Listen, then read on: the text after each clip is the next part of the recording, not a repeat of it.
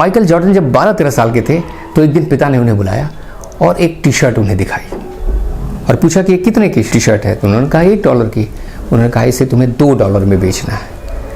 अब मुश्किल ये कि एक तो पुरानी टी शर्ट और उसे $2 में कैसे बेचें। लेकिन माइकल जॉर्डन के मन में ये नहीं आया कि ये नहीं हो सकता। उन्होंने तुरंत सोचना शुरू किया ये कैसे हो सकता है। घर में प्रेस भी नहीं था। वो गए और बहुत सारे कपड़े के बीच में उसको दबा के रखा और दूसरे दिन जब उसे निकाला तो काफ़ी कुछ वो स्ट्रेच हो गया था और प्रेस जैसा लग रहा था। उसे लेकर वो रेलवे स्टेशन के पास पहुंचे और 8 घंटे की मशक्कत के बाद उसको बेच दिया $2 में। लौट कर आए तो पिता को वो पैसे दिए। कुछ दिनों बाद पिता ने फिर एक टी शर्ट निकाली और कहा कि माइकल इसको तुमको $20 में बेचना है। माइकल ने फिर प्रश्न नहीं किया कि कैसे संभव हो कि एक पुरानी टी शर्ट को हम $20 में बेच सकते हैं। बस इरादा कर लिया कि बेचना है।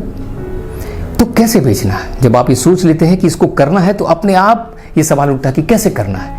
और जब ये सवाल उठता है तो सोल्यूशन ढूंढने की कोशिश करते हैं।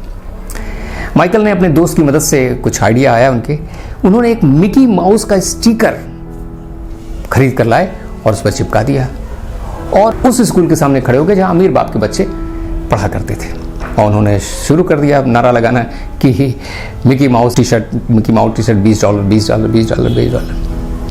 और दोस्तों एक बच्चे ने जिद पकड़ ली अपने पिताजी से कि नहीं हमको यही वाला टी शर्ट चाहिए। तो अब बच्चों के सामने तो पिता आप जानते हैं कैसे कर सकते हैं और वो भी $20 क्या चीज़ होती बड़े लोगों के लिए। तो उन्होंने $20 उसे दिया और $5 टिप भी दिया, यानी $25 में उन्होंने उसे बेच दिया। लौट के आए, पिताजी को दिया तो पिताजी बहुत खुश कि ये तो बड़ा अच्छा है। कुछ दिनों बाद उन्होंने फिर एक टी शर्ट निकाली और उन्होंने कहा कि माइकल इसे तुम्हें $200 में बेचना है।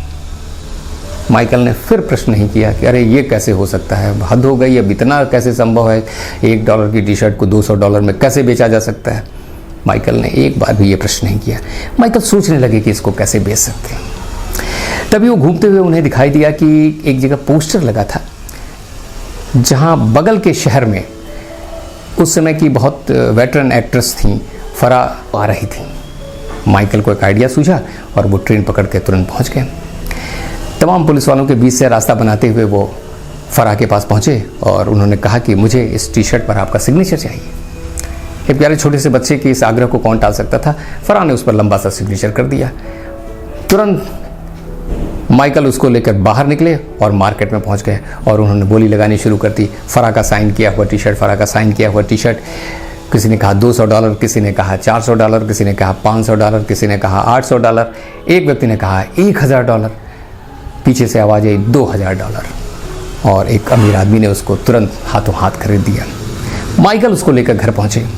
जब पैसे को लेकर घर पहुंचे और पिता के हाथ में रखा तो पिता के आंखों में आंसू आ गए। उन्होंने कहा माइकल तुम जीवन में कुछ भी कर सकते हो।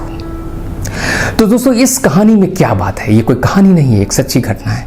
एक सिंपल सा बच्चे का मन जो निगेटिविटी देखता ही नहीं, पिता ने कह दिया कि ये कर दो, कर दिया। अब वैसे ही जैसे आप रामायण में देखते हैं कि दशरथ ने कह दिया राम को वनवास जाओ, प्रश्न ही नहीं किया, सीधे उठे और चले गए।